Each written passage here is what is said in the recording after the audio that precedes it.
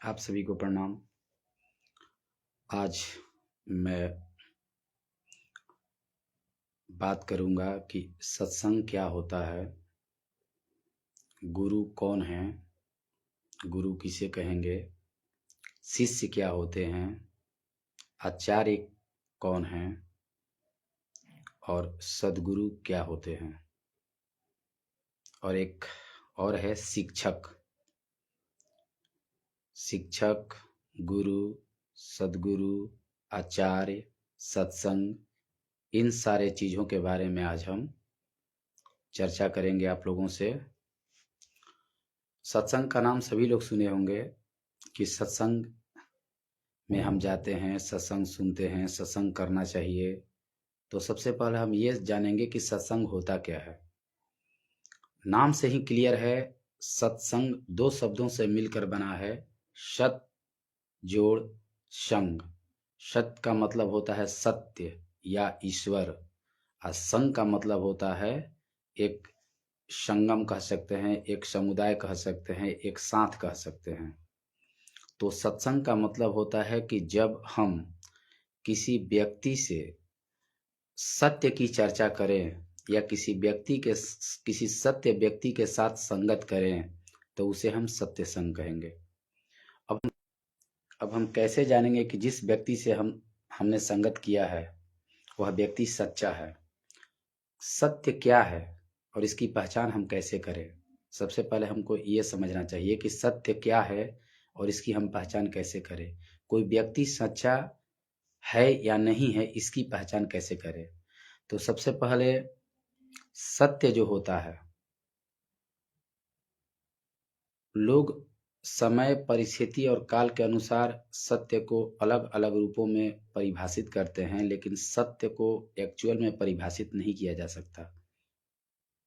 सत्य कहा जाता है, सत्य ही शिव है, शिव ही सुंदर और सत्य ही ईश्वर है।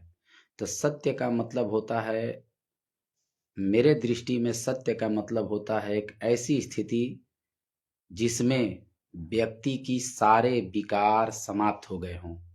अगर कोई भी विकार रहेगा, अगर कोई भी विकार रहेगा तो व्यक्ति सच्चा नहीं हो सकता, क्योंकि विकार अपनी तरफ खींचेगा। तो सत्य का मतलब होता है विकार रहित। अब विकार हम किसको कहेंगे। विकार का मतलब होता है कि अगर व्यक्ति में वासनाएं वासनाएं कामनाएं, इच्छाएं, ये कामना और इच्छा सब वासना के अंतर्गत ही आता है। जैसे किसी व्यक्ति के अंदर काम, क्रोध, मोह, लोभ, अहंकार, ये अगर भरा हुआ है, काम, क्रोध, मोह, लोभ और अहंकार, ये पांच जो मनुष्य का दुश्मन है, और ये मित्र भी बन सकते हैं अगर हम इसको परख लें तब, इसको जान जाएं तब। अगर इससे हम छुटकारा पा गए, एक आलस्य भी होता है। तो ये अपने आप में अगर पांचों को परिभाषित किया जाए तो अपने आप में बहुत विस्तृत हैं और समझना पड़ेगा।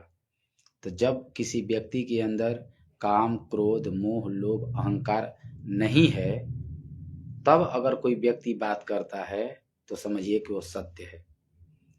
तो जब किसी व्यक्ति के अंदर में सारे विकार समाप्त हो जाते हैं, कोई क्रोध नहीं, कोई काम की भावना नहीं, कोई वासनाएं नहीं, कोई इच्छाएं नहीं, क्योंकि वासना और इच्छा होगी तो लाभ हानि की बात करेगा, और जब लाभ हानि की बात करेगा तो सत्य नहीं बोलेगा, उसे सत्य से समझौता करना पड़ेगा। जब व्यक्ति निस्वार्थ हो जाता है, जब व्यक्ति के अंदर इंटरनेट डिस्कनेक्ट हो जा रहा है जिसके वजह से फ्लुएंसी नहीं बन पा रही है, तो इससे कोई दिक्कत नहीं है। हम जो बात कर रहे थे कि सत्संग का मतलब होता है सत्य की संगत। तो सत्य क्या है, सत्य कौन है, और सत्य को समझना आसान नहीं है, क्योंकि हर व्यक्ति में अधिकतर शायद जो व्यक्ति जिसके अंदर में काम, क्रोध, मोह, लोभ, अहंकार समाप्त हो गया है या उसके प्रति वो व्यक्ति सजग हो गया है, तो समझिए कि वो सत्य की ओर बढ़ गया, या सत्य को उसके अंदर सत्य उतर गया। जब किसी व्यक्ति के अंदर सत्य उतर जाता है, तुरंत वह ईश्वर को समझने लगता है, ईश्वर के करीब जाने लगता है, ईश्वर का दर्शन करने लगता है। तो सत्संग जो व्यक्ति करते हैं या जो व्यक्ति सत्संग में जानते हैं, सबसे पहले अपने अपने आचरण में अपने अंदर परिवर्तन करना चाहिए। मैंने देखा है, आप भी देखे होंगे, अनेकों लोग हैं जो सत्संग में जाते हैं। कहाँ भाई जा रहे हैं आप? सत्संग करने के लिए। क्या कर रहे हैं भाई? सत्संग सुन रहे हैं। तो सुन रहे हैं, देख रहे हैं कि बस आप समय बिता रहे हैं। सुनने का मतलब होता है कि एक व्यक्ति ऐसे भी सुनते हैं कि जैसे ये दोनों कान है, एक नाला के समान हो गया, इधर से चीजें आ रही हैं और इधर बह जा रही हैं। तो ये सुनना, इसको सुनना नहीं कहेंगे। सुनने का मतलब होता है कि हम उसको, उस पर मंथन चिंतन करें और उसको अनुभव में उतारें, उसे प्रैक्टिकल करें, प्रयोग में लाएं। और जब प्रयोग में लाएंगे, हमारे जीवन में जब शांति देगा, जब हमारे जीवन में आनंद आएगा। देवांशु और सर जी पहचाने या नहीं? देवांशु सनातनी कौन? देवांशु मोहित्रा?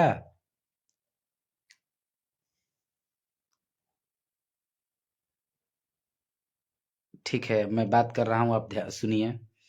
तो मैं कह रहा हूँ कि जो व्यक्ति सत्संग में जाते हैं और कहते हैं कि मैं सत्संग में गया हूँ, और सत्संग में जाते हैं और उनके मुख से अगर झूठ बोल निकलता है, गलत आचरण करते हैं, तो कैसा सत्संग सुनते हैं? मैं ही क्यों न हूँ, अगर मैं बात बोलता हूँ और मैं सत्य मुख से निकालूं और मेरे आचरण में वो चीज़ ना हो। कनेक्टिविटी का प्रॉब्लम हो रहा है, नेट डिस्कनेक्शन हो रहा है। हाँ जी, खुश रहिए।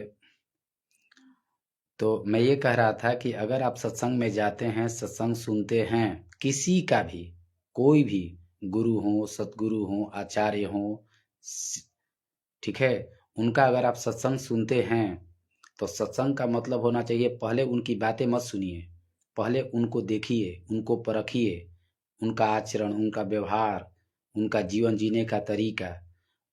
आप शब्द को, व्यक्ति शब्द अच्छे बोल सकते हैं, लेकिन जब तक से व्यक्ति का आचरण अच्छा नहीं होगा, व्यवहार अच्छा नहीं होगा, कर्म अच्छा नहीं होगा, तब तक से वो सत्संग कहने के योग्य नहीं है। और हमें वैसे व्यक्तियों का सत्संग नहीं सुनना चाहिए। सत्संग अपने आप में इतनी महान चीज है कि सत्संग व्यक्ति के जीवन के समस्त क्लेश को शांत कर देता है, समाप्त कर देता है।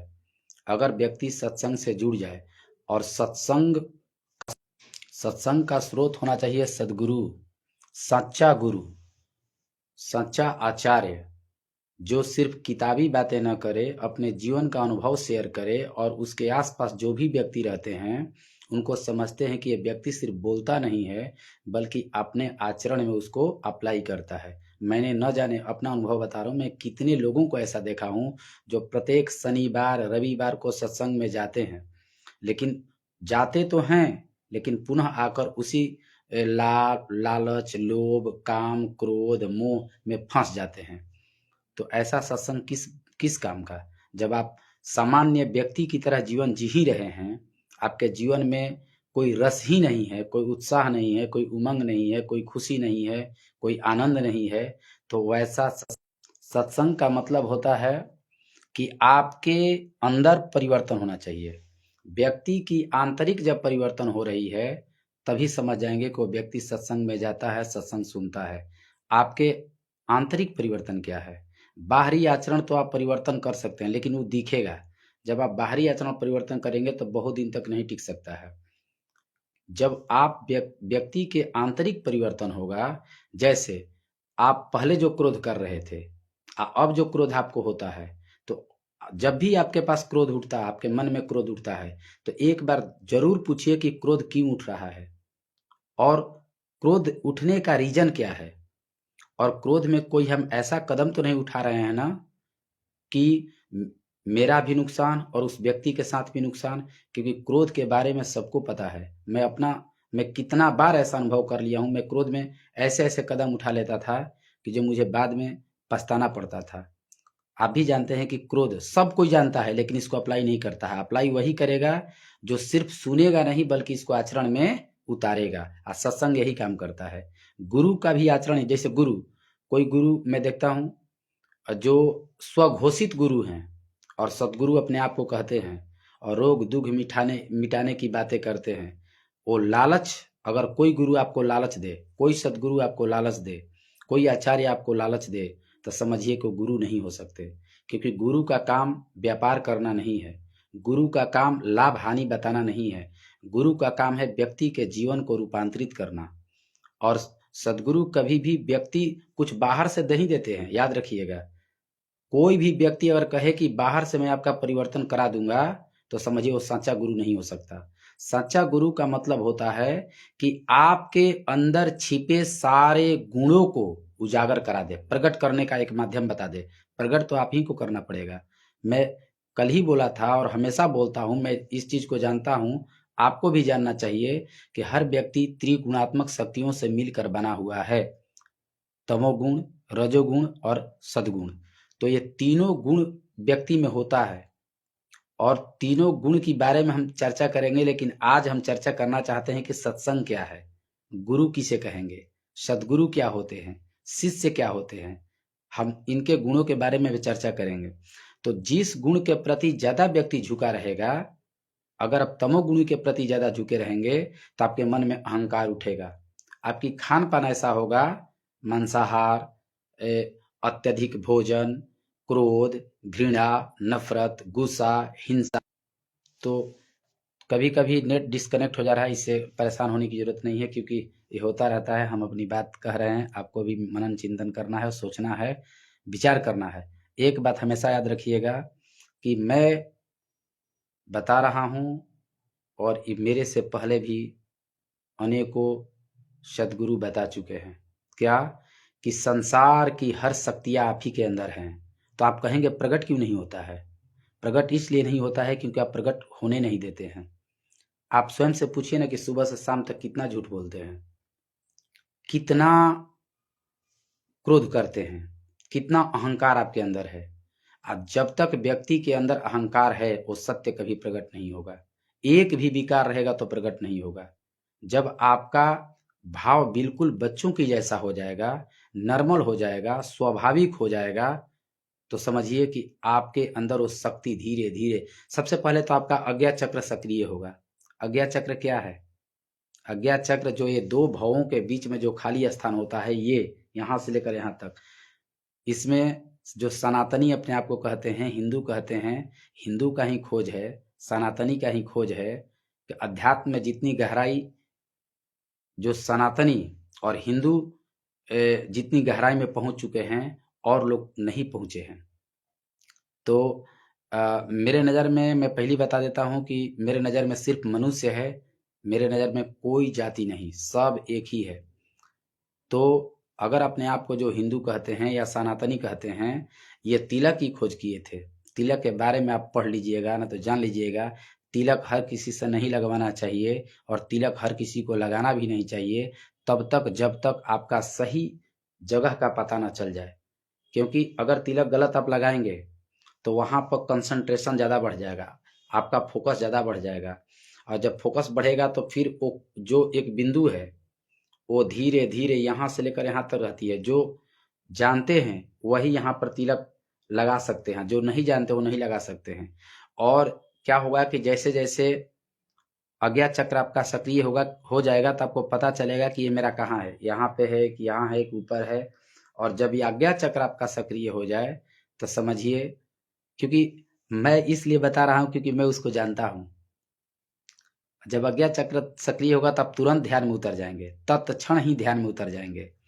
ध्यान क्या होता है? ध्यान अभी आप करेंगे, क्योंकि शुरुआत में आपको बैठना पड़ता है, और जब आपका अज्ञात चक्र सक्रिय होगा तो वही आपसे ध्यान करवा देगा। ये हर वक्त ध्यान होगा, आप चलते फिरते खाते पीते ध्यान करेंगे।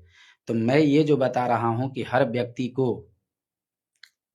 सत्संग अगर सुनता है तो पहले खुद सच्चा बने, और सच्चा जब रहेगा तभी सच्चे की पहचान करेगा। लोग किसी के पास क्यों जाते हैं? वो मेरा दुख हर लेगा, वो मेरा कष्ट हर लेगा, वो मेरा दर्द हर लेगा। कोई दर्द नहीं हरेगा। दर्द कौन दिया है? वो दिया है क्या? दर्द आपने पैदा किया है, तो हरेगा कौन? आप ही हरेंगे। और जब तक शरीर रहेगा, ये दर्द, दुख, पीड़ा, रोग ये होता रहेगा।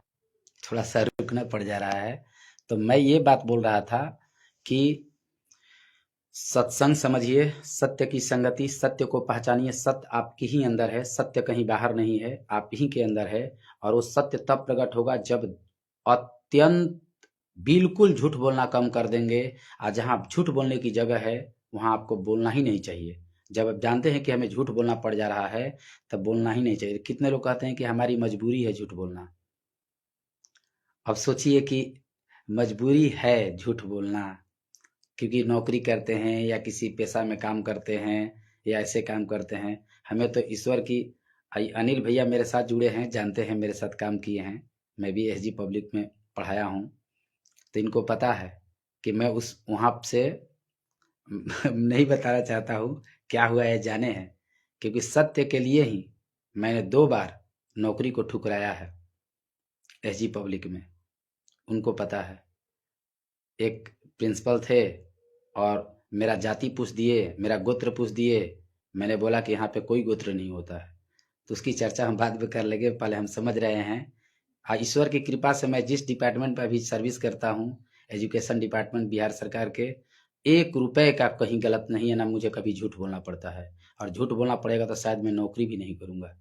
मैं शिक्षक ही हूँ और शिक्षक ही रहना चाहता हूँ। कोई पदाधिकारी का पद मुझे नहीं चाहिए, कभी नहीं चाहिए। मैं बीपीएससी का कोर्स भी लिया था, पढ़ने का मन भी किया, फिर लगा कि यार मैं पदाधिकारी नहीं बन।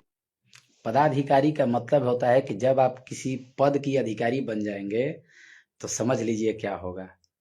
अगर आप 3-5 नहीं करेंगे, हम इस पर नहीं बोलना चाहते हैं, क्योंकि जो पदाधिकारी है उनको पता है कि वो करते क्या हैं और क्या उन्हें करना पड़ता है। अगर अपनी स्वेच्छा से, अगर अपनी ईमानदारी से पूरा काम करना शुरू करें तो नहीं लगता है मेरे को कि ज़्यादा दिन नौकरी में रुक पाएंगे।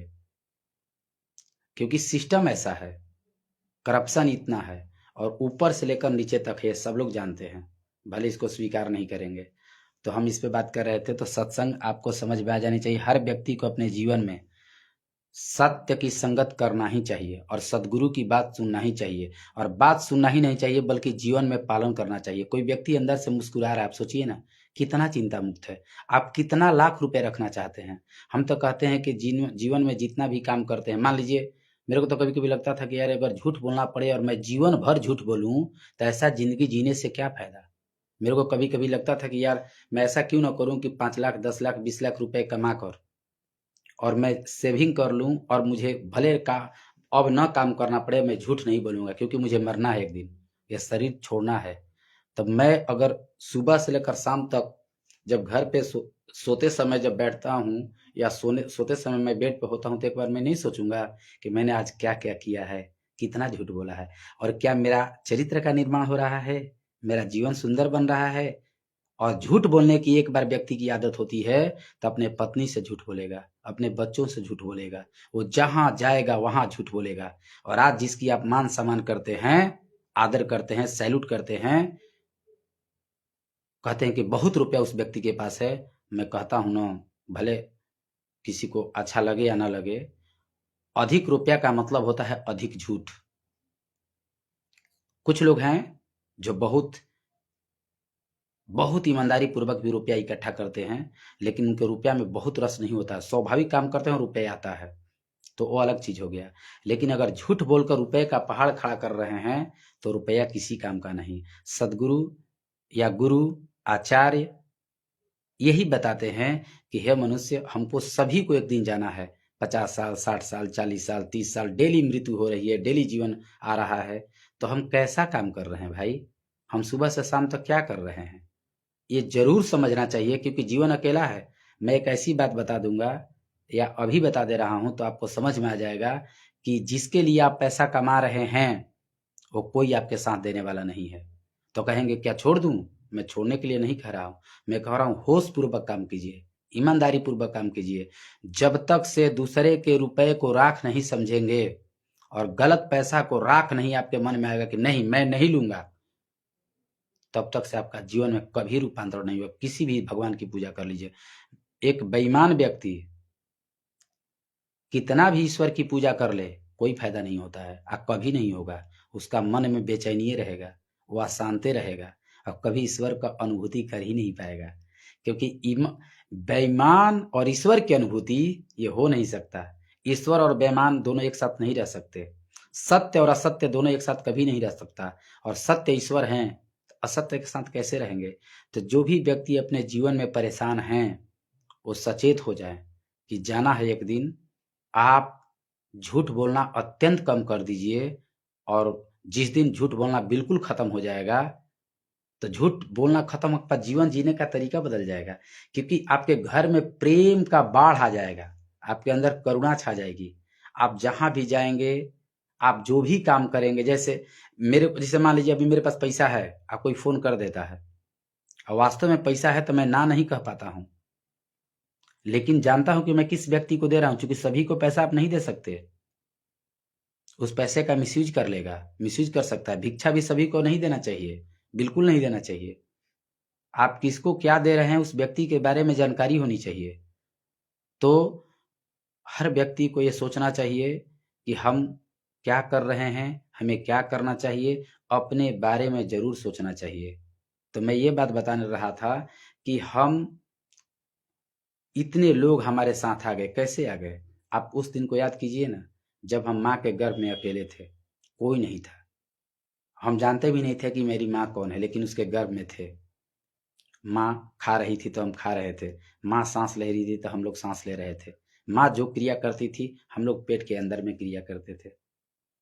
और 9 से 10 महीने के बाद जब बाहर निकले तो नाभि, आप जानते हैं ना कि नाभि का कनेक्शन होता है, नाभि काटा गया। तो जिस दिन नाभि काटा गया, समझिए कि अब बाहर का अन्न हमारे मुख में जाएगा, और सब कोई रोता है, क्या क्या क्या। संत कहते हैं कि बोलता है क्या क्या हुआ, क्या हुआ, कहाँ आ गए हम, कहाँ आ गए। आना नहीं चाहता है कोई, उसी में रहना चाहता है, लेकिन फर्स्ट बार आता है तो रोता है। अब कबीरदास जी बोले हैं ना कि ऐसी करनी कर चले जब हम आए थे, जब हम आए थे तो हम रोए जग हंसा, और ऐसी करनी कर चलो कि हम हंसे और जग रोए। हर व्यक्ति जब पैदा लेता है तब पूरी दुनिया खुशियां मनाती है कि हमारे घर संतान हुआ है, पुत्र और पुत्री हुई है। और जब हम इस धरती पर आकर अपने कर्म के माध्यम से, अपने सही कर्म के माध्यम से, ईमानदारी पूर्वक, निष्ठा पूर्वक, समर्पित होकर कर्म के माध्यम से ऐसा जिंदगी जी सकते हैं कि मौत कभी भी आ जाए हमें कभी कोई अफसोस नहीं। और जब हम धरती से जाएंगे तो लोग रोएं कि एक व्यक्ति था जो अच्छा था, ईमानदार था, जिंदगी बहुत बेहतरीन जी रहा था, कभी जानकर किसी को कष्ट नहीं दिया, कभी अपने पावर का गलत इस्तेमाल नहीं किया, कभी पैसे का गलत इस्तेमाल नहीं किया। आप नीचे से ऊपर तक जिस व्यक्ति के साथ रहते होंगे, आप उसको देखिएगा ना क्या करता है। क्या उसके पास अहंकार नहीं है ज्यादा पैसे का? ज्यादा पैसा हो जाए कहता है तुमको तो मैं कीड़ा मकोड़ा समझता हूँ। ज्यादा बल हो जाए तो कहता है कीड़ा मकोड़ा समझते हैं। ज्यादा शक्ति आ जाए तो कीड़ा मकोड़ा समझते हैं। याद रखिएगा, संत हमेशा बताते हैं कि कभी भी चमत्कारियों से दूर रहना चाहिए, क्योंकि चमत्कारी व्यक्ति के पास घमंड हो जाता है। और जो सिद्ध पुरुष होते हैं वो कोई ना कोई चीज के चमत्कार के फेरा में रहते हैं। चमत्कार वो जानते, जैसे अभी रामकृष्ण परमहंस का हम सत्संग सुन रहे थे, वो बता रहे थे कि मैं एक बार पंचवटी में सत्संग ध्यान कर रहा था, और एक यहाँ वहां पे एक सिद्ध पुरुष आया और बिल्कुल अंधेरा हो गया था। जब मैं वहां से निकल के जा रहा था तो ऐसे हाथ किया और ऐसे हाथ किया, पूरा लाइट प्रकाश हो गया और मैं गया। लेकिन एक बात उनसे आग्रह किया है, आप सुन भी सकते हैं, वो सत्संग है। तो आग्रह किया कि भाई ऐसा मत करो, अगर तुम इस शक्ति का यूज कर रहे हो तो तुम परम पिता को भूल जाओगे और तुम्हें अहंकार पकड़ लेगा। याद रखिएगा, जिस व्यक्ति के पास अगर रूप सुंदर है तो जरूर उसके अंदर अहंकार भरा हुआ है कि मेरे से सुंदर कोई नहीं है। अगर जिस व्यक्ति के पास ज्यादा बल है, बाहुबल है, तो उसको लगता है कि मैं तो किसी को 2-4 को दबोच दूंगा। हमेशा उसके पास स्लो कनेक्शन हो जा रहा है। जिस व्यक्ति के पास अगर पैसा ज्यादा हो गया तब पैसे के मौज में ऐसा चलता है कि रोड पे गाड़ी चलाएगा तो लगता है 2-4-5 को एक्सीडेंट कर देगा। इस तरह से चलता है, मतलब कुछ होगा क्या होगा। जिस व्यक्ति के पास पैर भी ज्यादा है, समझता है कि पूरा एरिया ही मेरा है, क्या होगा, मेरे को कौन रोकने वाला है। आप देखे होंगे लेकिन वो भूल गया है स्वयं से कि एक बूंद से, माता और पिता के एक एक बूंद से, जिसको आंखों से भी नहीं देख सकते हैं, उससे पैदा हुआ एक इंसान एक ऐसी अवस्था में गर्भ से निकला कि थोड़ा सा भी, पता है आपको, मनुष्य का जीवन इतना संवेदनशील होता है और इतना कमजोर, हम लोग, बच्चा इतना मनुष्य का सबसे ज्यादा कमजोर होता है, जानवर के बच्चे से भी कमजोर मनुष्य का बच्चा होता है। जानवर के बच्चे तो पैदा होते हैं तो जी भी सकते हैं, माँ नहीं रहती है तो, मनुष्य को बड़ी मुश्किल है और कोई भी मार सकता है। और जब हम बड़े हो गए और थोड़ा सा बाहुबल और थोड़ा शक्ति हो गया, हम अपने आप को समझने लगे कि हमारे पास बहुत ज्यादा ताकत हो गया। लेकिन ऐसा कभी नहीं समझना चाहिए। जिस दिन आपका सारा अहंकार मर गया, पता है, लोग कहते हैं कि मेरा अहंकार समाप्त हो गया, मेरा अहंकार नहीं है। ये कहना भी अहंकार है। मेरा अहंकार नहीं है, तुरंत अहंकार प्रकट हो जाएगा, तुरंत अहंकार प्रकट हो जाएगा। जैसे एक कहानी बता दे रहा हूँ, एक घटना महात्मा बुद्ध की। महात्मा बुद्ध बैठे थे ध्यान पर, समझिए, हमसे पहले न जाने कितने लोग आए और पूरी दुनिया को ज्ञान देकर चले गए। दुनिया सुनती है, कहने पर गया बुद्ध, मैं तो जानता हूँ उनको, लेकिन बुद्ध के एक भी चीज आप जानते ना तो आपका जीवन शुद्ध हो जाता, या किसी का जीवन शुद्ध हो जाता। तो ध्यान पर बैठे थे, एक व्यक्ति आया, इतने गुस्से में था, इतने गुस्से में था, इतने क्रोध में था कि आया और उन पे थूक दिया, महात्मा बुद्ध पे थूक दिया।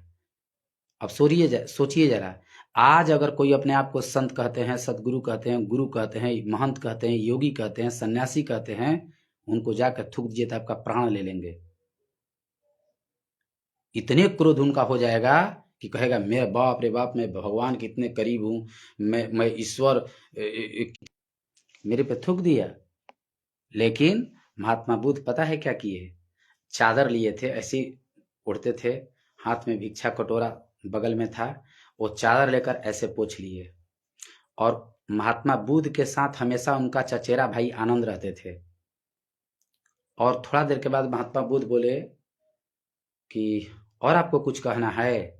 जो थूका था उसको बोले कि कुछ आपको और कहना है?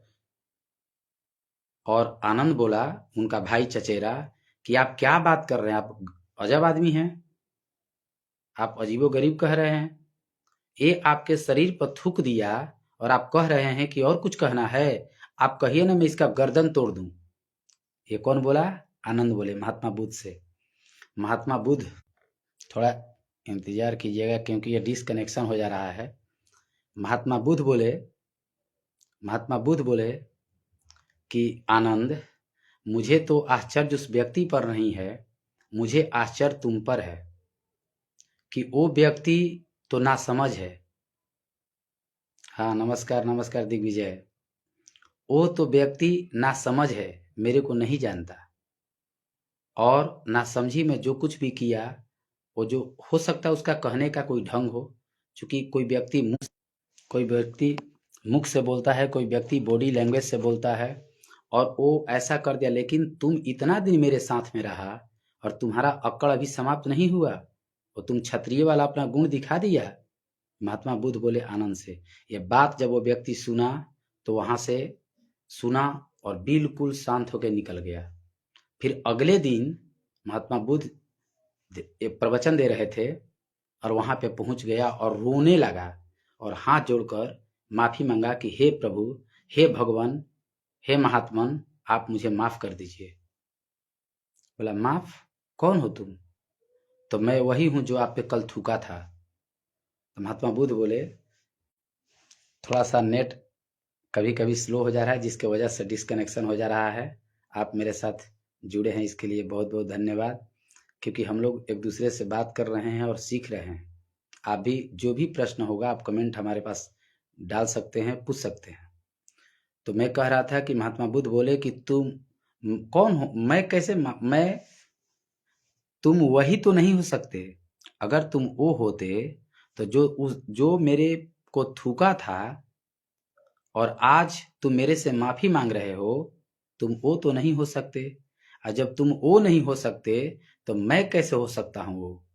24 घंटे में गंगा की पानी कितनी निकल चुकी है। क्या माफ करना है? किसको माफ करना है? सोचिए, बोले कि क्या माफ करना है, किसको माफ करना है। कल तेरे स्थिति ऐसी थी, तेरे को किसी कारण से क्रोध हुआ होगा, मन में उठा होगा, कल की बात थी, कल मर गया। आज आज तुम वो नहीं हो, आज बदला हुआ तुम हो। जब तू बदल गया तो मैं तो बिल्कुल बदला हुआ हूँ। हम लोग क्या करते हैं कि 1 वर्ष 2 वर्ष 5 वर्ष का क्रोध अपने पास रखते हैं। मैं भी रखता था, मैं क्या बताऊं कितना क्रोध रखता था। लेकिन जब ज्ञान हुआ, मैं जाना कि क्रोध रखने का मतलब होता है खुद को बर्बाद करना। जैसे एक विष को एक बर्तन में रखना, इतना खतरनाक है क्रोध रखना किसी के प्रति। मैं बहुत दिन तक, अनिल भैया मेरे साथ जुड़े हैं, जानते हैं कि मैं कैसे ऐसी पब्लिक से निकला और कुछ लोगों के प्रति मेरा क्रोध था। मैं लास्ट तक उन लोगों का नंबर रखा था, लेकिन फिर मैं सोचा कि मैं ऐसा नहीं कर सकता, क्योंकि जिसको जो करना था वो कर दिया। और एक आलोक सर हैं, आलोक भैया, बहुत ज़बरदस्त। वो हमेशा बताते थे कि विकास तेरे जीवन में जो कुछ भी होगा बहुत अच्छा होगा, जो हो रहा है अच्छा। और मैं तो अब तो जान गया ईश्वर की कृपा से कि सब कुछ पूर्व सुनियोजित है। आप भी जान जाएंगे, आप रोक नहीं सकते हैं जो आपके जीवन में होने वाला है, वो हो के रहेगा। बस हम लोग रोते हैं, गाते हैं, नहीं जानते हैं। इसीलिए इसीलिए कहता हूं कि हे मनुष्य, सभी लोग अपना पूरा काम कीजिए, लेकिन थोड़ा सा समय सत्संग पे जरूर दीजिए, अच्छे लोगों के साथ दीजिए। किताब शास्त्र आप पढ़ सकते हैं, लेकिन बहुत कुशाग्र बुद्धि होगा तब शास्त्र से सीख सकते हैं। शास्त्र में सत्य बात की झलक है, शास्त्र सत्य नहीं है। शास्त्र तब सत्य बनेगा जब वो आपके जीवन में अप्लाई होगा, उसका मीनिंग। तो सदगुरु क्या काम करते हैं, गुरु क्या करते हैं, उसको बहुत सरल बना के समझा देते हैं, बता देते हैं। तो सत्संग क्या है? सत्संग इतनी बड़ी चीज है कि मत कहिए, आपके पूरे घर की तस्वीर बदल देगा। क्योंकि मैं जब ये नहीं जानता था तो मेरे जिंदगी में भी बहुत तूफान था। कितने बच्चे हमारे साथ, तो सब लगभग जो भी जुड़े हुए हैं मेरे को जानते हैं। अभिषेक, दिग्विजय, अनिल भैया, जो भी हैं सब लोग जानते हैं मेरे को। तो कहने का मतलब है कि जब मैं जान गया कि अरे यार जिंदगी इतना अनमोल है, मैं बात करूंगा कि आप कौन है। मैं बार बार कहता हूं कि आप अपने आप को नहीं जानते हैं। जो भी जानते होंगे गलते जानते होंगे। जब कभी चर्चा होगी, लेकिन हम धीरे धीरे धीरे धीरे उस पर आएंगे, अचानक नहीं आएंगे कि आप कौन है। जिस दिन पता चल जाएगा, आपका सारा मन का क्लेश समाप्त हो जाएगा, सारा क्रोध समाप्त हो जाएगा, सारा हिंसा की भावना गिर जाएगी, घृणा नफरत समाप्त हो जाएगा, आपको लगेगा आप निर्भर हो गया मैं। तो सत्संग जरूर सुनिए, सदगुरु कबीर दास की सुनिए। मान लीजिए अभी आपको कोई सच्चा व्यक्ति नहीं मिल रहा है, कोई व्यक्ति, कोई बात नहीं, अपने सच्चा को प्रकट कीजिए, आप खुद ही सच्चा बन जाइए। जब आप सच्चा बनेंगे तो आपके अंदर कबीर थोड़ी तुरंत आ जाएंगे, आपके अंदर महावीर आ जाएंगे, आपके अंदर महात्मा बुद्ध हैं, आपके अंदर कृष्ण समा जाएंगे। सच्चा बनना है। हम जो कुछ भी करते हैं, जिसके साथ भी करते हैं, आप जब भी झूठ बोलिए तो ध्यान रखिए कि मैं झूठ बोल रहा हूं, और आप जानते भी हैं लेकिन इग्नोर कर देते हैं। वो झूठ धीरे धीरे आपको खा जाएगा, तबाह कर देगा जिंदगी। कोई भी व्यक्ति बेईमानी पूर्वक और कोई काम करेगा तो उसमें कभी भी उसको आनंद नहीं आएगा। एक दिन वो गिर जाएगा, पछताएगा, रोएगा। तो सत्संग की इतनी ताकत है कि हमेशा सत्य की संगति कीजिए। और सत्य क्या है मैं बता चुका हूं। सत्य वह है जहां पर कोई विकार न हो। विकार क्या होता है? काम, क्रोध, मोह, लोभ, अहंकार, आलस्य, ये सारे विकार हैं। इस सबको समझना है, सबको गिरा देना है, और सत्संग से ही गुरु गिरेगा। आप, मैं बहुत सारे संतों का नाम रखता हूं, कुछ संतों को आप सुनना कीजिए। रामकृष्ण परमहंस को सुनिए, आदि गुरु शंकराचार्य को सुन सकते हैं, कबीरदास जी एकदम सरल भाषा में बताते हैं, रामकृष्ण परमहंस जी तो और सरल भाषा में। अगर आपके पास नहीं हो तो सुनिए। आप दिन भर रील, मूवीज, इधर उधर फालतू में, घर से बाहर नहीं निकलता हूँ, अब मैं बात ही नहीं करता हूँ, ना मैं किसी से फोन पे बात करता हूँ। कोई व्यक्ति एकदम परिचित है तब मेरे पास फोन करता है, क्योंकि मैं जानता हूँ कि सुबह से शाम तक जो बात करते हैं लोग, कभी विचार नहीं करते हैं। जैसे मान लीजिए दिल्ली में कोई ट्रेन हादसा हो गया या कोई एक्सीडेंट हो गया, हम जानकर क्या कर सकते हैं? रोक सकते हैं क्या उसको, या सुधार कर सकते हैं? लेकिन हम उसकी चर्चा दिन भर करते हैं। हाँ, शिक्षा ले सकते हैं, तो शिक्षा कौन, हम थोड़े सुधारेंगे, सरकार का काम है सुधारना। सरकार को हम प्रमोट कर सकते हैं, सपोर्ट कर सकते हैं, बहुत सारी चीजें है। आप न के बराबर समाचार सुनिए। मैं देखा था, मैं एक इसकी चर्चा भी किया था, शायद स्कूल में किया था कि मतलब कि हाँ, ऋतिक रोशन के पिताजी कोई रोशन है, ऋतिक रोशन के राकेश रोशन की, राजेश, जो भी नाम होगा, वो किसी के शादी में गए थे और गुस्सा कर दिए थे, पेपर वाला हेडिंग बना दिया था, किस चचेरी मतलब किसके शादी में शायद थे, गुस्सा की। अब बताइए उनके गुस्सा से हमें क्या मतलब, हमको क्या सीखने को मिल रहा है। लेकिन हम लोग इसी तरह के समाचार सुबह से लेकर शाम तक अकबक बकबक देता रहता है, हम सुनते रहते हैं, वही दिमाग में भरते हैं। दो चीज हमेशा ध्यान रखना है, क्या कि एक चीज हमारी जो आंखें है, हम ऐसे चीजों को देखेंगे जो हमारे हृदय में शांति, मन में शांति दे, हमारे जीवन को सुखमय बनाए। हम वैसे चीजों को सुनेंगे जो हमारे जीवन को लिए शांति बनाए। आप या कोई व्यक्ति गलत देखते देखते, गलत सुनते सुनते इतना प्रवृत्त हो चुका है, इतना अभ्यस्त हो चुका है कि सही जब भी सुनता है उसको नींद आने लगता है या भागने का मन करता है। तो इसलिए हमेशा ध्यान दीजिए कि आपको सही चीज को सुनना है। सत्संग क्या है, गुरु अब क्या है, हम गुरु पे चर्चा करेंगे। गुरु की तो महिमा अपरंपार है। गुरु जो भी जानते होंगे, नहीं जानते हैं तो हम इस पे चर्चा करते हैं। गुरु जो है दो शब्दों से मिलकर बना है, सब जानता है। गु प्लस रू। गु का मतलब होता है अंधकार, रू का मतलब होता है प्रकाश। कोई भी व्यक्ति, आपका जीवन अगर अंधकार में है और उस अंधकार से निकाल कर प्रकाश में कर दे। अंधकार क्या है, अज्ञान ही अंधकार है। प्रकाश क्या है, ज्ञान ही प्रकाश है। अज्ञान क्या है, अगर हमारे पास लोभ है, हमारे पास काम की भावना है, क्रोध है, मोह है, अहंकार है, ये सब क्या है, अंधकार है। लोभ, एक एक चीज को व्याख्या करेंगे तो कितना समय लग जाएगा, आप समझिए। लोभ क्या है, लोभ का मतलब होता है कि हम अपनी पुरुषार्थ, अपनी मेहनत से ज्यादा लेने की इच्छा करते हैं, वो लोभ है। मुफ्त में लेने की इच्छा करते हैं, और जो हमारा नहीं है उसे भी हम हासिल करने की कोशिश करते हैं, वो लोभ है। और लोभ तुरंत मिट जाएगा अगर हम जितना मेहनत करते हैं उतना ही अगर हम लेने की इच्छा रखते हैं कि नहीं, हमारे पुरुषार्थ से ज्यादा, हमारे निष्ठा और ईमानदारी से ज्यादा हमें बिल्कुल नहीं चाहिए, क्योंकि हमें दुख देगा। जब ही हम अपनी मेहनत के अलावे दूसरे के मेहनत से कमाए गए धन को अपने पास रखते हैं, वो हमें निश्चित ही दुख देता है। तो हमें लोभ बिल्कुल नहीं करना है। अगर जिस व्यक्ति के अंदर सिर्फ लोभ मिट जाए ना, तब व्यक्ति कितना आनंदित जिंदगी जीने लगेगा। आप आनंद आपके पास भरा हुआ है, खजाना है, जिसके लिए आप देवी देवता मतलब कहाँ कहाँ नहीं जाते हैं, और सारे देवी देवता, सारे मंदिर मस्जिद आप ही के अंदर है। लेकिन कौन नहीं आने दे रहा है, यही लोभ।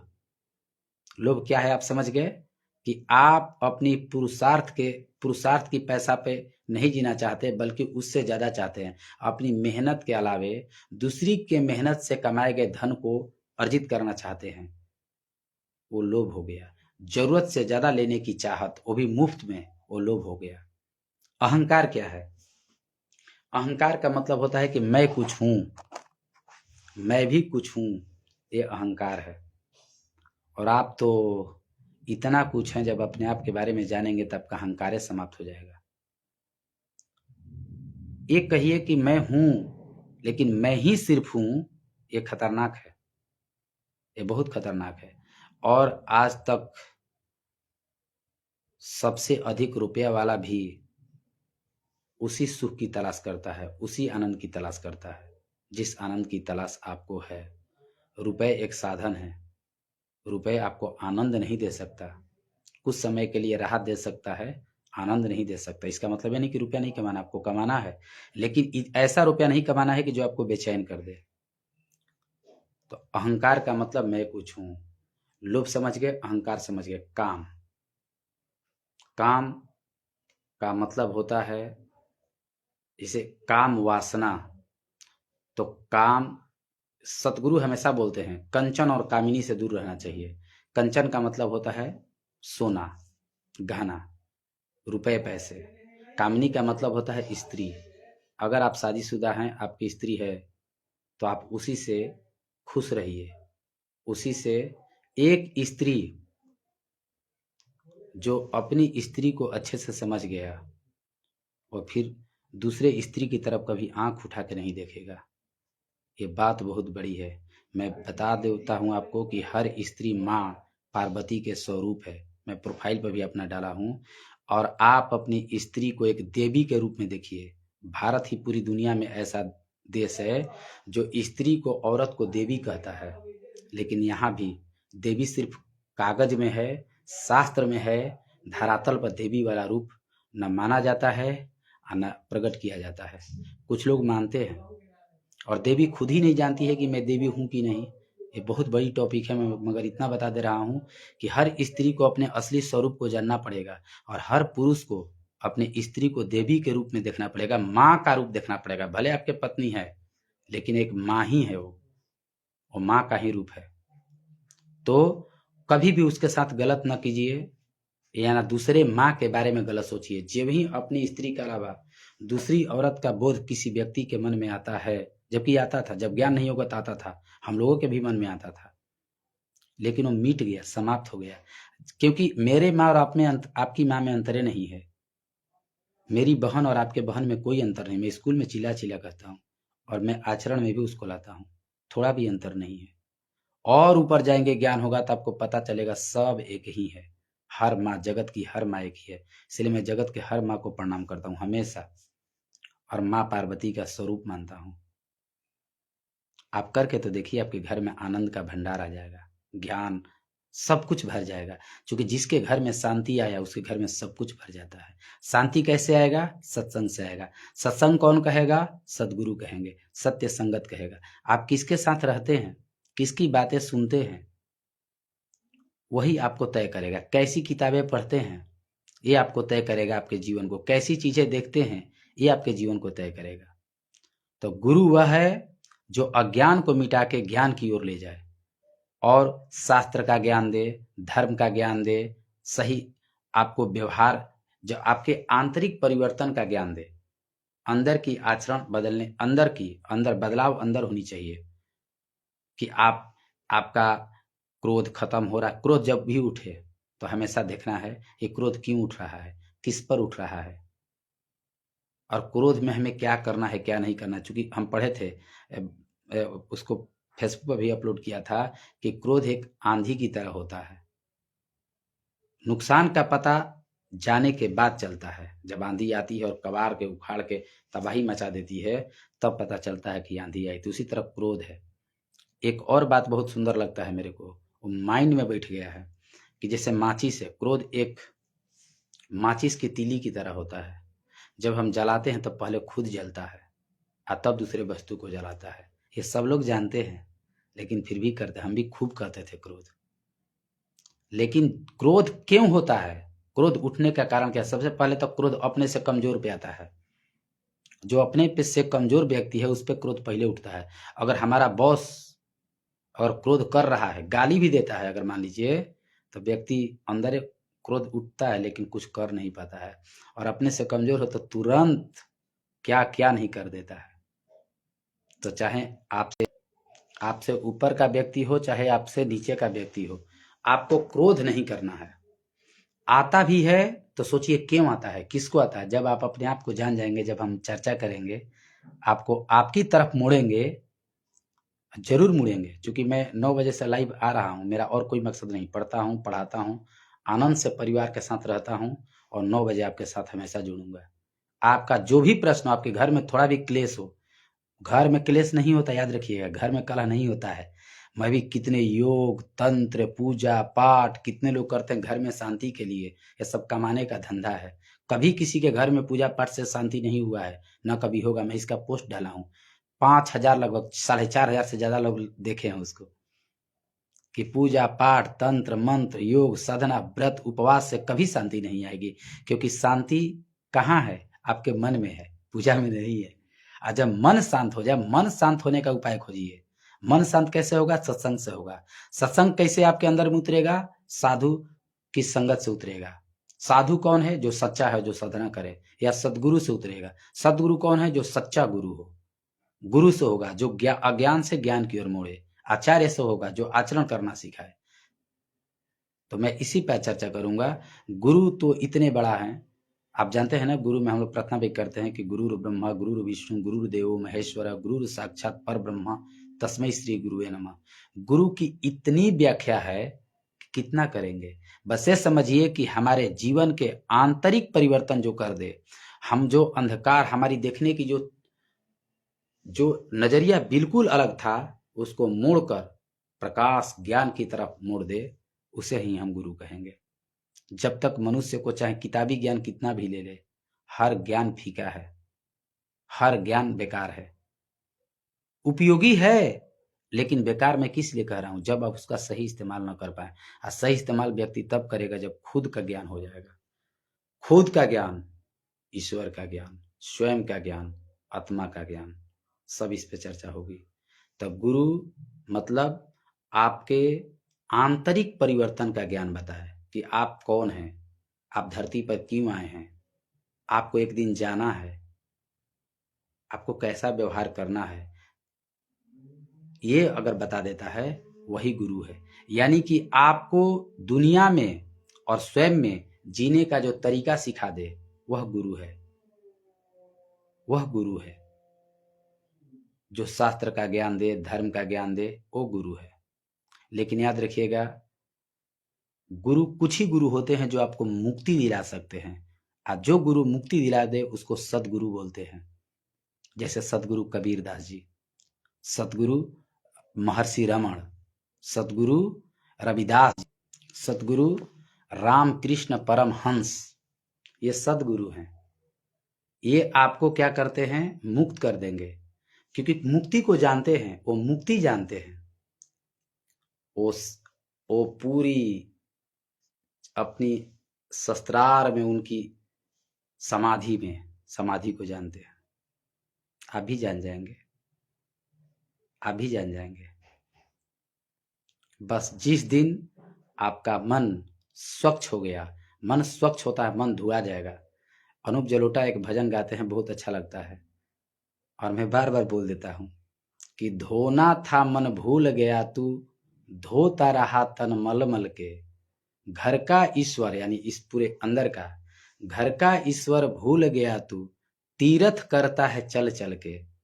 धोना था मन भूल गया तू, धोता है तन मल मल के। शरीर को कितना भी मल मल के धोएंगे ये तो दिख रहा है, लेकिन अंदर वाला मन कैसे धोएंगे?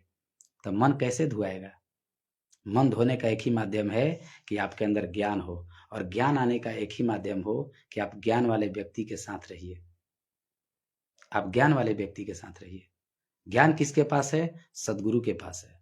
चंदन भाई नमस्कार, चंदन उपाध्याय, सब मेरे दोस्त मित्र साथी शिक्षक सब मेरे साथ है, जुड़ रहे हैं सत्य के साथ। मेरे साथ कोई नहीं है, सत्य है, और सत्य के साथ होना ही चाहिए, क्योंकि सत्य सबके अंदर है। जिस दिन आपको अपने बारे में ज्ञान हो जाएगा कि आप कौन हैं, आपका जीने का तरीका बदल, हर दिन उमंग में जिएंगे, हर दिन आनंद में जिएंगे। कोई क्लेश हो ही नहीं सकता। क्लेश हमारे मन में होता है, कोई व्यक्ति खराब नहीं होता है। हम पहले सुनते थे, कहीं स्टेटमेंट लिखा रहता था तो मैं पढ़ता था। अब मैं जानता हूं कि दुनिया का कोई व्यक्ति चाहे कितना भी खराब काम करे, वो गलत नहीं होता है।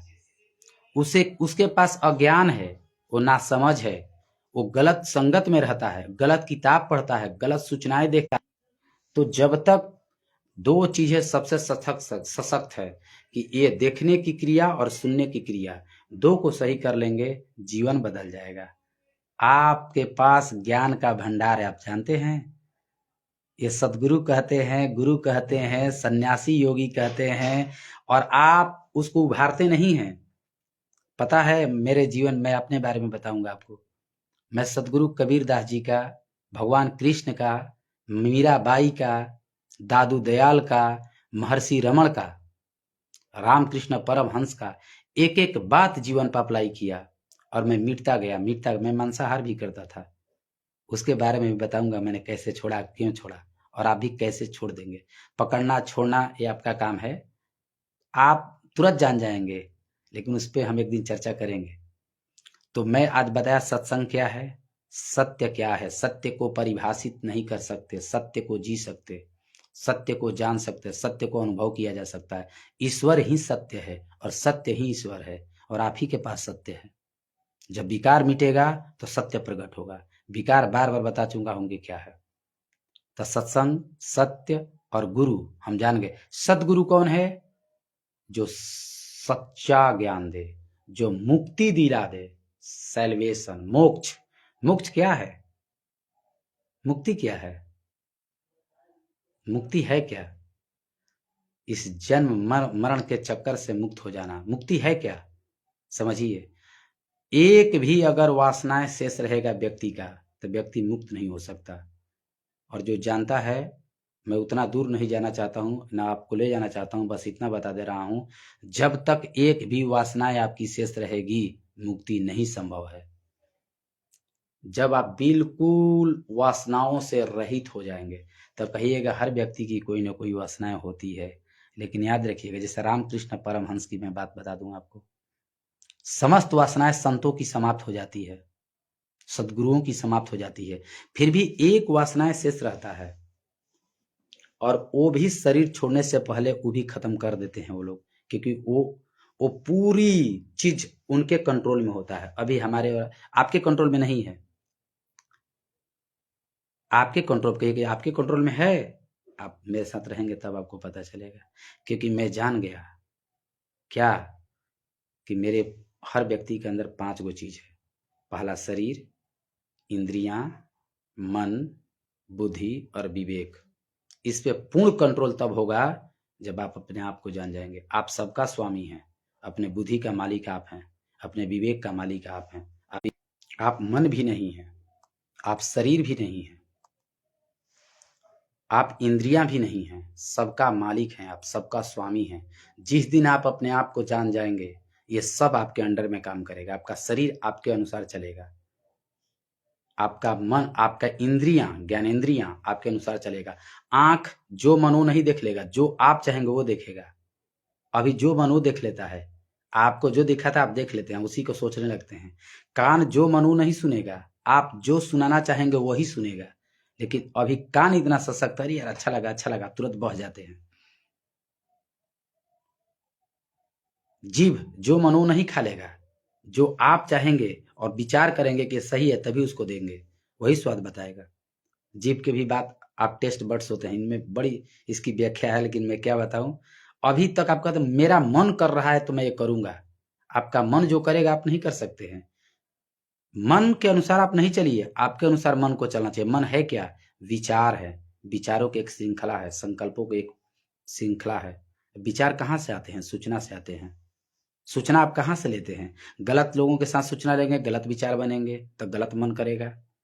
गलत किताब पढ़ेंगे तो गलत सूचनाएं लेंगे, उस पर मंथन चिंतन करेंगे, गलत विचार बनेगा, और वही विचार आपके चित्त पे बैठ जाएगा। चित्त एक मेमोरी की तरह होता है, जहाँ पे मन रहता है। तो वही सदगुरु सत्संग से क्या करते हैं? चित्त शुद्धि करते हैं, खत्म करते हैं। ये मशीन है, आपकी हार्डवेयर इतनी कीमती है, सॉफ्टवेयर कितना कीमती होगा। आप बहुमूल्य हो, आपके जैसा ना पहले कोई था, न भी है, न कभी होगा। मैं बार बार बोलता हूं। इसका छोटा सा एग्जांपल ले लीजिए कि ये जो अंगूठा है, ये प्रमाण है कि जैसा आपकी अंगूठे का निशान है दूसरा कोई नहीं लगा सकता, तो सारा पैसा गायब कर देगा। तो जब सोचिए, प्रकृति आपके हार्डवेयर को इतना कॉम्प्लिकेटेड बनाया है, तो आप कितना कॉम्प्लिकेटेड होंगे। तो ईश्वर की असीम कृपा है। इसलिए आप सत्संग को समझिए, सत्य को समझिए, गुरु को समझिए और सदगुरु को समझिए। हमेशा मैं तो चिल्ला चिल्ला के बोल रहा हूं, मुझे कोई दिक्कत नहीं है बोलने में कि इस धरती पर, इस जगत पे, पूरी भारत ही नहीं पूरी दुनिया में सच्चे सदगुरु, फकीर, संत, सूफी, सन्यासी, योगी, ऋषि, महर्षि ही सत्य हैं। बाकी को मैं नहीं जानता, बाकी को मैं सही नहीं कह सकता। अगर बाकी सही हैं तो फिर वो भी इसी कैटेगरी में आ जाएंगे, लेकिन बहुत दुर्लभ है, बहुत मुश्किल है, याद रखिएगा। इसलिए वो भाग्यशाली हैं जो अपना कोई भी काम करें और संतों के संगत में रहें। संतों की बात सुने, उनकी सत्संग सुने। ये न कहे कि दुनिया में सत्य नहीं है, असत्य लोग नहीं है। आप सत्य नहीं हो, दुनिया में सत्य भी है और दुनिया में सत्य लोग भी हैं। बहुत गहराई से इस बात को समझना है। तो मैंने क्या क्या बताया आज? सत्संग क्या होता है, सत्य क्या है, गुरु कौन है, सदगुरु कौन है। गुरु और सदगुरु में थोड़ा सा का डिफरेंस है। हर सदगुरु गुरु हैं, लेकिन हर गुरु सदगुरु नहीं हो सकते। याद रखिएगा, हर सदगुरु गुरु हैं, लेकिन हर गुरु सदगुरु नहीं हो सकते। क्योंकि गुरु वो भी बन सकता है जिसे शास्त्र का अध्ययन कर लिया और दूसरे को मार्ग दे रहा है, लेकिन कभी वो भी गच्चा खा जाएगा, क्योंकि अगर अनुभव में चीजें नहीं उतरी है तो। सदगुरु वो हैं कबीरदास की तरह, सदगुरु रविदास जी की तरह। मैं बार बार उदाहरण दे रहा हूं। कोई गुरु अभी मृत्यु नहीं, किसी गुरु की मृत्यु नहीं होती। मृत्यु तो आपकी भी नहीं होगी। मैं कल भी बोला था जी, बोल रहा हूं, आप शरीर त्यागोगे लेकिन आप जिंदा रहोगे। ये जो मैं कर रहा हूं और आप जो सुन रहे हो, आप जो कर रहे हैं, हम जो सुनेंगे, वो सब ब्रह्मांड तो फुटबॉल की तरह है, कोई चीज यहां से जाता नहीं है। एक फुटबॉल में कोई चीज उछाल के देखिए ना, मैं बार बार बहुत शानदार प्रैक्टिकल मेरे मन में आता है बात, ये पूरी पृथ्वी फुटबॉल की तरह है। और जब फुटबॉल की तरह है तो कोई भी चीज उछाल के देखिए, सब सेंटर पे आके गिर जाएगी। कहीं भी गिरा वो, कहीं भी फेंकोगे। तो न्यूटन्स का थर्ड लॉ हमेशा चलता है। अध्यात्म में भी न्यूटन्स की थर्ड लॉ चलता है। प्रत्येक क्रिया के विपरीत और बराबर प्रतिक्रिया होती है। आप प्रेम फेंकोगे, उधर से पागलों रहेगा तभी प्रेम दे देगा। थोड़ा बहुत पागल अगर गलत भी करेगा तो उसको भी प्रेम समझ में आता है। पशु को जब प्रेम समझ में आ जाता है तो मनुष्य तो, मगर मनुष्य भी कितने हैं जो पशु से भी नीचे गिर गए हैं। समय लगेगा। बहुत सदगुरु ओशो बताते हैं, अब तो शरीर में नहीं है, लेकिन बहुत अच्छा मेरे को बात लगा। मैं नहीं जानता था ये बात। क्या कि मनुष्य का 3 गो तल है, लेवल 3 गो है। क्या? मनुष्य जब अपनी मनुष्यता से ऊपर उठता है, ऊपर कब उठेगा? जब सद्गुण उस पे हावी हो जाएगा। सद्गुण की तरफ देखिए, तमस, बीच में रजस और ये सत्य, सद्गुण। 3 तल होता है, 1 तल, 2 तल और 3 तल। तमस में जो जी रहा है वो शरीर में अभी है, उसकी क्रिया बोला जाता है ये कमर से नीचे, मतलब काम वासना में लिप्त रहना, मांसाहार करना, हिंसा, नफरत, घृणा, द्वेष फैलाना, मार काट करना, गाली गलौज करना, तबाही मचाना, वो तमोगुणी है। रजस मतलब होता है एक राजा की तरह, जैसे उसको मान सम्मान, इज्जत, शोहरत, पद, प्रतिष्ठा। मैं स्वयं अनुभव किया हूं इस चीज को। उसको सम्मान चाहिए, उसको इज्जत चाहिए, उसको शोहरत चाहिए, उसको पैसा चाहिए, उसको मतलब उस सुख चाहता है ज्यादा। लेकिन ये नहीं समझता है कि जिस सुख चाहता है तो सुख मिलेगा, लेकिन बाहर खोजता है, और बाहर की कोई सुख जो है टिकाऊ नहीं है, कुछ समय के लिए है। तभी तो हम धन कमाते हैं, क्योंकि लगता है कि धन से हम थोड़ा सा तो सुख मिल रहा है। एक स्त्री को छोड़ के कईयों स्त्री के पास जाना चाहते हैं, क्योंकि स्त्री में सुख है लेकिन थोड़े समय के लिए। और जो एक स्त्री को नहीं समझा वो कभी नहीं समझ, दलदल में दल दल दल दल दल दल, जितना जाएगा उतना धंसता जाएगा, जितना जाएगा उतना धंसता जाएगा। इसीलिए कहते हैं, बार बार सदगुरु कहते हैं कि कंचन और कामिनी से दूर रहो, धन के पीछे पागलों की मात्रा मत भागो ना, तब पागल हो जाओगे। और कामिनी मतलब औरत, स्त्री। देखते हो ऋषि महर्षि पढ़े होंगे कि गिर जाते थे, क्यों? क्योंकि पता ना ऐसी स्थिति में वो साधु सन्यासी बन गए कि उसका रस जानते ही नहीं थे। पता ना मन में आया, बन गए, और फिर जाके कोई औरत आ गई, मोहित हो गए, गिर गए, सारी साधना खत्म। तो जो माँ स्त्री का रूप हो, स्त्री जो माँ का रूप है, माँ पार्वती का स्वरूप है, आपको बहुत उठा भी सकती है और बहुत नीचे भी गिरा सकती है, लेकिन वो नहीं गिराती, आप खुद गिरते हैं। उसकी दोष नहीं है, माँ की दोष नहीं है। दोष तो आपकी है कि आपने उसको माँ के रूप में स्वीकार नहीं किया, आपने वासना के रूप में स्वीकार किया, और वासना के रूप में स्वीकार करेंगे तो आप जरूर गिरेंगे। याद रखिएगा। ये कैसे जाएगा? एक बार में कभी किसी का नहीं जाता, मेरा खुद ही नहीं जा रहा था। अब मैं तो एक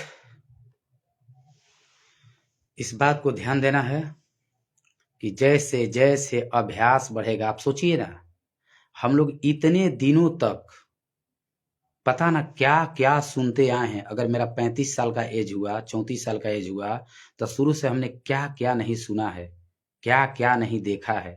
वो सारा चीज एक संस्कार के रूप में सब बना हुआ है, परत दर परत, परत दर परत, परत दर परत।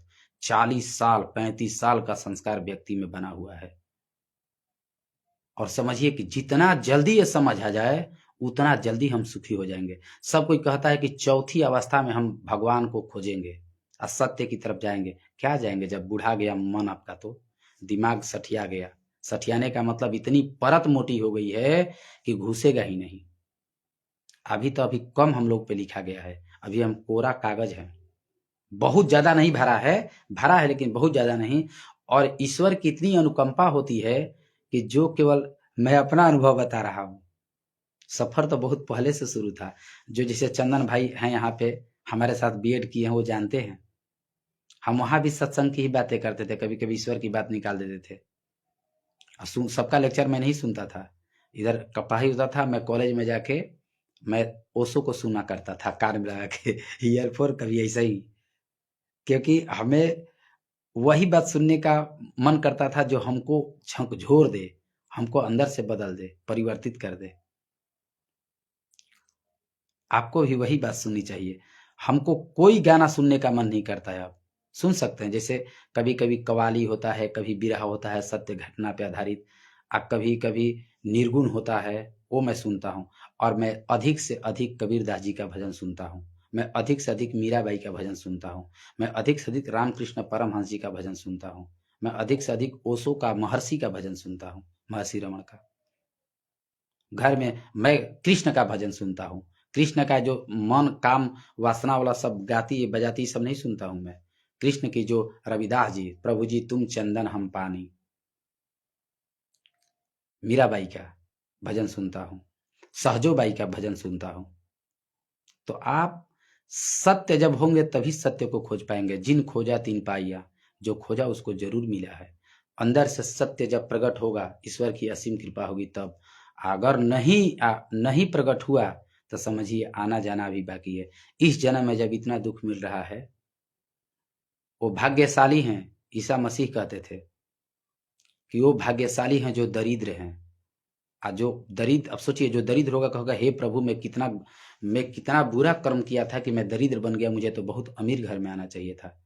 अब दरिद्र कहने, जब दरिद्र है और उसको एहसास हो गया कि मैं दरिद्र हूं, तो तुरंत अपनी अमीरी को समझे, प्रभु के चरणों में जाए, उसे अपने अंदर प्रकट करे। हर शक्तियां आप ही के अंदर है। तो समझिए, सत्संग, सत्य, गुरु, सदगुरु। अब मैं बता रहा हूं आचार्य कौन होते हैं। आचार्य हैं, जैसे पहले ओशो को आचार्य रजनीश बोला जाता था, एक दो और आचार्य हैं। आचार्य का मतलब, और स्कूल में भी कुछ आचार्य बहाल होते थे, जिसे झारखंड में शिक्षकों को आचार्य ही कहा जाता है कुछ। आचार्य का मतलब होता है जो आचरण से सिखाए, जो अपनी आचरण से आपको सिखाए। जैसे मैं बोलता हूं कि सच बोलना चाहिए। अगर मैं खुद ही झूठ बोलता हूं तो तुरंत, मैं तो बच्चों से हैरान करता हूं, शिक्षकों से कहता हूं कि विकास अगर कभी भी झूठ बोल दे या गलत करते हुए, मतलब आपको लगे कि ये जो कह रहा था वो नहीं करता है, तुरंत आप खड़ा कर दीजिए मेरे को। नौकरी कभी भी मेरे से बड़ा कुछ नहीं है, मैं जान गया हूं। तो मैं वही कहूंगा जो मैं करता हूं। ईश्वर की हमेशा कृपा बने, तभी संभव है जब आप अधिक से अधिक ईश्वर के लिए और स्वयं के लिए समय दे रहे हैं। संसार में जब जरूरत पड़ती है तभी मैं जाता हूं। ये मेरा अहंकार नहीं है। थोड़ा भाव चेहरे पर अगर लग रहा होगा तो माफ कीजिएगा, क्योंकि अब पता ना, तो जब आप अधिक से अधिक समय अपने लिए देंगे, ईश्वर के लिए देंगे, तो आपका संसार जैसे धीरे धीरे कटेगा, वैसे वैसे ईश्वर के करीब आप जाएंगे, अध्यात्म धीरे धीरे बढ़ेगा। ये क्या बोलते हैं, इनवर्सली प्रोपोर्शनल है। एक को बढ़ाएंगे तो दूसरा घटेगा, एक को घटाएंगे तो दूसरा बढ़ेगा। समझ लीजिए, संसार जैसे जैसे कम होंगे वैसे वैसे उसी अनुपात में अध्यात्म बढ़ेगा। यानी कि संसार और अध्यात्म इनवर्सली प्रोपोर्शनल है, इनवर्सली व्युत्क्रमानुपाती होते हैं, समानुपाती नहीं, व्युत्क्रमानुपाती। एक बढ़ा दूसरा उसी अनुपात में घट जाएगा, एक घटेगा दूसरा उसी अनुपात में बढ़ जाएगा, इसको व्युत्क्रमानुपाती बोलते हैं। संसार का ठीक उल्टा अध्यात्म है और अध्यात्म का ठीक उल्टा संसार है। जो व्यक्ति आध्यात्मिक है वो संसार में भी बहुत आनंद से जीते हैं, और जो व्यक्ति सांसारिक हैं वो अध्यात्म उनको भाता भी नहीं है, भागते हैं और बहुत दुख भोगते हैं जीवन में, बहुत परेशान।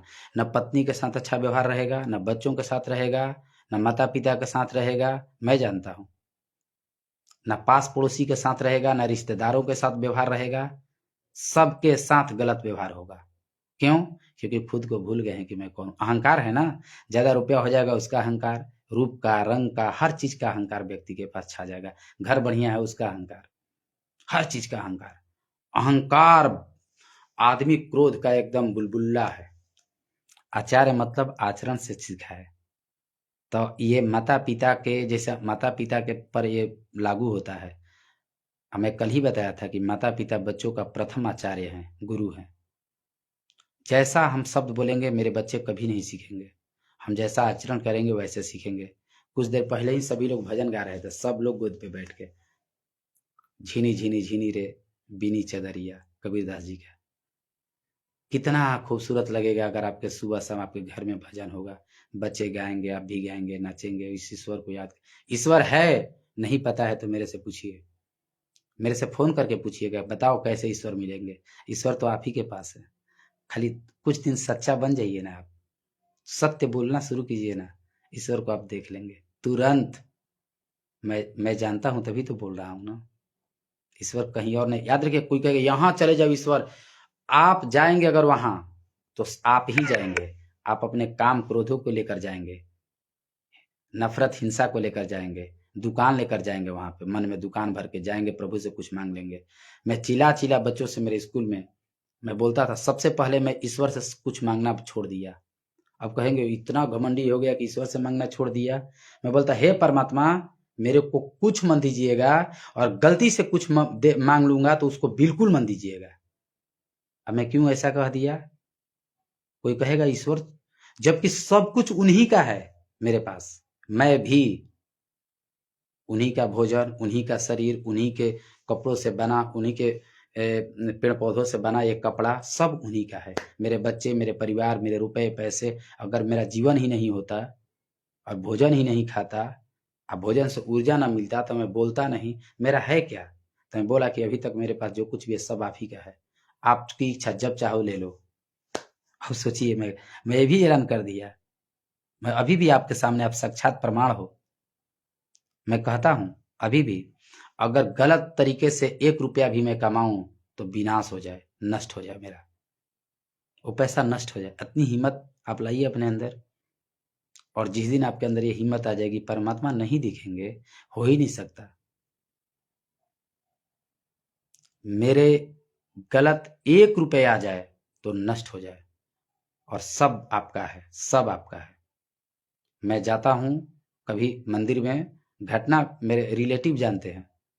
मैं अभी हाल ही में ताराचंडी धाम गया था अपने रिलेटिव के साथ, मेरी सासू माँ थी और मतलब कि उनकी बहन थी। मैं जब ही मुंडेश्वरी ऊपर चढ़ा, मुंडेश्वरी माँ के ऊपर, तो वो लोग बैठी हुई थी, और मेरे साथ जो घटना हुआ थोड़ा सा सुन लीजिए। तो मैं गया तो मैं सोचा कि अपनी सास का और उनकी बहन का, दोनों का, मौसी लगेंगी, दोनों का पैर छू लूं मैं। तो बोली कि ना ना ना ना ना ना ना, ये पहले हमारे पैर मत छू, पहले वो माई के पैर छुई। कनी हम तुरंत हम बोले कि हम ऊ माई के नहीं जाना तनी, ओ जिगवे हम ई माई के जाना तनी, आ ई माई के अगर हम जाना तनी तो ऊ माई यही में बैठल बाड़ी। तब उनका चुप हो, कहत रही, तब वो अपन बात रखली, क्योंकि पुराना उम्र ज्यादा हो गया उनका। कहत रही कि रौरो बात सही बा, हमरो बात सही बा। अब कहनी कि राउर बात सही बा कि नहीं हम नहीं जानता, लेकिन हमार बात ही हम जानता नहीं कि रौरा में वो माई बाड़ी, जिंदा जीवित, अभी अभी रउआ नहीं के पता, हमरा पता बा। इन्हीं को प्रणाम किया, तब जाके माँ के पास, कुछ नहीं लेकर गया, मैं बोला कि मैं क्या लेकर जा, मैं कहता हूँ, मैं पोस्ट डाला हूँ, पढ़िए मेरे फेसबुक प्रोफाइल पे, इस जगत का कोई व्यक्ति दानी नहीं। अभी तक दान की कितनी व्याख्याएं होती है, मैं किसी को दानी नहीं मानता। कहोगे तू दुनिया में इतना ज्ञानी हो गया कि तू दानी नहीं मानता, मैं दानी नहीं मानता किसी को। इसका जानते हैं रिजल्ट क्या, कारण क्या है? क्योंकि परमात्मा से कोई बड़ा दानी हो ही नहीं सकता। कोई व्यक्ति अगर शरीर में आया है तो सब यहीं से लिया है, यहीं से लिया, अपने पुरुषार्थ से भी लिया, मेहनत करके भी लिया। तो अगर जन्म ही नहीं होता तो मेहनत कैसे करता? और भोजन ही नहीं खाता तो भोजन है किसका? प्रकृति का है, उस शक्ति का है। भोजन खाया तब न ऊर्जा आया, तब न कोई काम किया, तब न रुपए कमाया। हाँ, मैं उसको दानी नहीं मानता हूँ। मैं उसको दानी मानता हूँ जो कहे कि हे परमात्मा ये तेरा है और तेरे में से कुछ मैं खाता हूँ, कुछ दूसरे को दे देता हूँ। मैं उसको दानी मानता हूँ। मैं कर्ण को भी दानी नहीं मानता। दुनिया का सबसे बड़ा दानवीर को भी दानी नहीं मानता, जो भी हो। मैं किसी के साथ बहस कर सकता हूँ, बात कर सकता हूँ। बहस तो नहीं करना है, बात कर सकता हूँ मैं कि मैं किसी को दानी नहीं मानता। मैं सिर्फ ईश्वर को दानी मानता हूँ, मैं प्रकृति को दानी मानता हूँ, मैं परमात्मा को दानी मानता हूँ। बाकी शरीर रूप में जो भी आया है सब आनंद के लिए परमात्मा ने पैदा किया है। आप इस बात को विचार कीजिए, अनुभव कीजिए। आप भी अगर दान देते होंगे, 10 रुपया नाम बुलवाते हैं, मैं भी 1-2 बार किया था पहले दुर्गा पूजा में। अपना नाम बुलवाने के लिए मन 200 बोल दे दूं, 300 दे दूं, 500 दे दूं, 1000 रुपया दे दूं। आज काली जी का गेट लगाता है, दुर्गा जी का कुछ देता है तो नाम लिखवाता है, पर्ची कटवाता है कि मेरा नाम हो, दुनिया वाला जाने कि ये व्यक्ति इतना रुपया पैसा दिया है। कोई 1000 दे रहा है तो मैं 2000 दूंगा, कोई 2 दिया तो मैं 4 दूंगा, कोई 4 दिया तो मैं 6 दूंगा। मतलब अहंकार, दान में भी अहंकार छिपा है। अगर नाम न लिखे, कोई व्यक्ति के नाम नहीं लिखा जाएगा, क्या आप दान देंगे? तुरंत मुकर जाएगा वो। अगर सही बात है तो आप बताइए।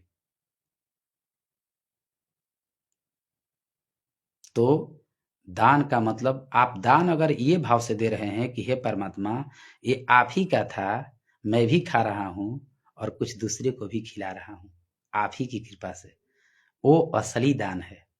उसमें अहंकार नहीं है। अहंकार उसमें है कि मैं दे रहा हूँ, मैं तेरे जैसे लोगों को तो मैं देता हूँ। आप क्या दोगे भाई जब खुद तुम ही गिफ्ट हो दूसरे का, तो ईश्वर का खुद उसी का गिफ्ट हो। अब हम थोड़ा सा बात करेंगे किस पर। आप सभी लोग बिल्कुल खामोश है, कुछ बोलिए या अपना भाव व्यक्त कीजिए।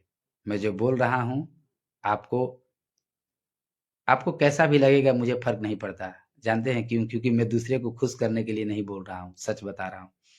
और कभी भी किसी भी सदगुरु की बात सुनिएगा, मैं खुद को सदगुरु नहीं कह रहा हूँ लेकिन इतना बात बता दे रहा हूँ, आपको देख के नहीं बोला जाएगा। कोई गुरु, सदगुरु, सन्यासी, योगी, महर्षि कभी किसी को देख के नहीं बोलता है कि व्यक्ति को अच्छा लग रहा है, बुरा लग रहा है। आप जो पहले से मन में रखे हैं वो न बोला जाएगा।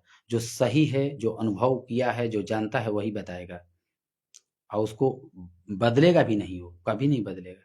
हाँ, उसको लग जाए कि अगर गलत हो गया तो गलत, क्योंकि मैं सोच सोच के नहीं बोल रहा हूँ ना, मैं देख के बोल रहा हूँ।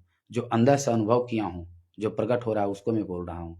मैं तो सिर्फ माध्यम हूँ, आप चेहरा में देख रहे हैं कि विकास है, लेकिन मैं सदगुरु की बात बोल रहा हूँ या मेरे अंदर सदगुरु हैं तो समझ लीजिए। अब मैं शिष्य की बात करूंगा, गुरु की बात हो गया, लास्ट पॉइंट शिष्य की थोड़ा चर्चा कर ले। शिष्य कौन है? नाम से ही क्लियर है, जो शीश देने के लिए रेडी हो, शीश कटाने के लिए रेडी हो। अब कितने लोग होंगे जो शिष्य हैं? समझिए, सब अपना दुकान चलाता है, थोड़ा सा देता है, ज्यादा मांगता है।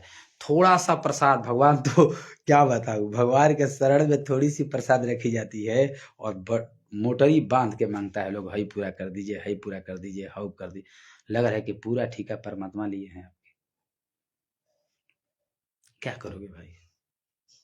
और वासना पे वासना भरती जाती। एक पूरा होगा, जैसे मान लीजिए 10 लाख की गाड़ी के मांग कर दिए भगवान से, वो किसी कभी पूरा हो गया, भगवान पे खुश हो गए, कुछ और चढ़ा दिए, अब 20 लाख वाली की मांग कर रहे हैं।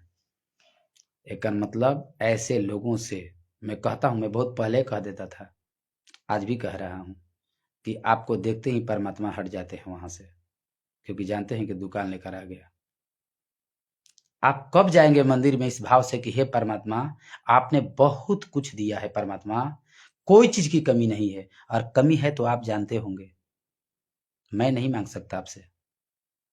मैं खुद ही कह रहा हूं कि विकास जिंदा भी आपसे बोल रहा है कि मैं ईश्वर से कुछ नहीं मांगता, क्योंकि ईश्वर बहुत सब क्या कमी किया है वो, आज जो कीमती है उसको तो फ्री में दे रहा है। जल फ्री में, हवा फ्री में, धूप फ्री में, धरती मुफ्त में। अब धरती को खरीदारी या खरीद बिक्री कौन कर रहा है? हम लोग तो करवा रहे हैं। पानी को कौन खरीद बिक्री करवा रहा है? हम लोग तो करवा रहे हैं। हम लोग का ऐसा नीति, ऐसा तंत्र है। हवा भी खरीद बिक्री होने लगा या हो जाएगा?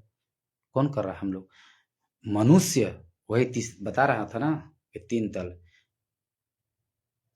उठे तो भगवान और गिरे तो शैतान। शैतान का मतलब तमोगुणी में एकदम खुल के जी रहा है पशु की तरह।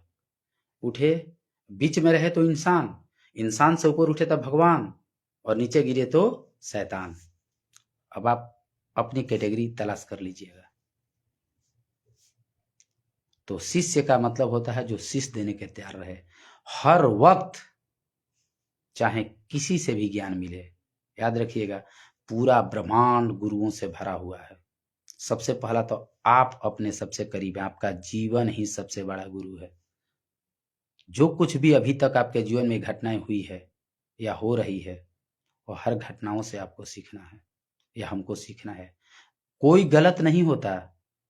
समय और परिस्थिति, काल और विचार, बुद्धि, विवेक गलत होते हैं, व्यक्ति गलत नहीं होता। और वो आपको सिखा कर जाएगा। एक खराब से खराब बात भी, यह घटना भी आपको कुछ दे कर जाता है। हम कितना सजग हैं सीखने के लिए, ये हमें डिफरेंट बनाएगा। तो शिष्य वह है जो हर वक्त सीखने के लिए तैयार हो, हर किसी से।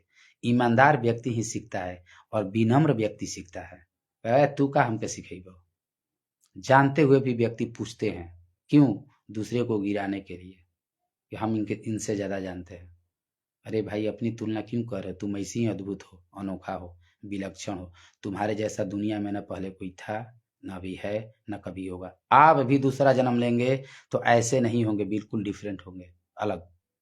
कृष्ण भी अभी आएंगे तो इस रूप में नहीं आएंगे कि गिरधर गोपाल और मोर और मुकुट लेकर नहीं आएंगे, कभी नहीं। क्योंकि प्रकृति पुनरुक्ति नहीं करती है, रिपीटिशन नहीं करता है। मनुष्य रिपीट करता है। मनुष्य किसी देवी की मूर्ति बनाता है, सब एक जैसा बना देता है लगभग। हम लोग की प्रकृति बनाई है, सबका अलग अलग बनाई है। सोचिए, अंगूठा अलग अलग है। दुनिया में कहीं विकास चला जाएगा, आप मेरे को देखेंगे पहचान जाएंगे विकास है। आपको मैं देखूंगा, ये चंदन है, ये गीता है, ये रीता है, सीता है, हम कह देंगे कितना अद्भुत है, ये कुंदन है। तो शिष्य का मतलब होता है जो सीखने के लिए तैयार हो। हम सभी को शिष्य बन के ही रहना चाहिए। शिष्य बनने के लिए अगर रेडी हो गए तो गुरु उसी में छिपा है। क्योंकि महर्षि हमेशा कहते हैं, इस जगत में ना कोई गुरु ना कोई शिष्य, गुरु ही शिष्य है और शिष्य ही गुरु है। तो याद रखिएगा, आज की चर्चा हमने सीखा क्या, कि सत्संग क्या होता है, गुरु कौन है, सत्य क्या है, सदगुरु कौन है, आचार्य कौन है जो आचरण से आपको सिखाए। जैसा आचरण करता है वो बताता है, आचरण कैसे बेहतर हो सकता है इसकी शिक्षा देता है, व्यवहार में परिवर्तन करने की कोशिश करता है। और शिक्षा का उद्देश्य ही होता है, लर्निंग का मतलब मॉडिफिकेशन इन द बिहेवियर। आचरण में परिवर्तन आ जाए, अंदर से बदलाव आ जाए। ये नहीं कि देखे कि मेरे परिचित है तो बहुत शांत हो गए और दूसरे पर टूट पड़े। ये आचरण नहीं, ये दिखावटी बहुरूपिया हो गया है। तो बाहर से जब परिवर्तन होगा तो बहुरूपिया बनना पड़ेगा। बहुरूपिया, बहुरूपिया का मतलब होता है कि व्यक्ति एक है लेकिन रूप अनेक है। बहुरूपिया, बहु माने अनेक, रूपिया माने रूप धारण करने वाला। और अत्यधिक व्यक्ति बहुरूपीय हैं। घर में पति पत्नी दोनों लड़ रही थी, बहुत आनंद आता है बात सुनने में, समझने में। और जब दूसरा कोई व्यक्ति आ जाता है तो एकदम शांत बैठते हैं और इतना प्रेम दिखाते हैं, लगता है वाह कितने प्रेम से लोग रहते होंगे। लेकिन जब ही बाहरी व्यक्ति गया फिर अपने असली रूप में आ गए। इसको नाटक कहते हैं, इसी को कहते हैं बहुरूपिया, दिखावा। तो जो व्यक्ति अंदर से बदल जाएगा प्रकृति ईश्वर की कृपा से वो बहुरूपिया कभी नहीं होगा।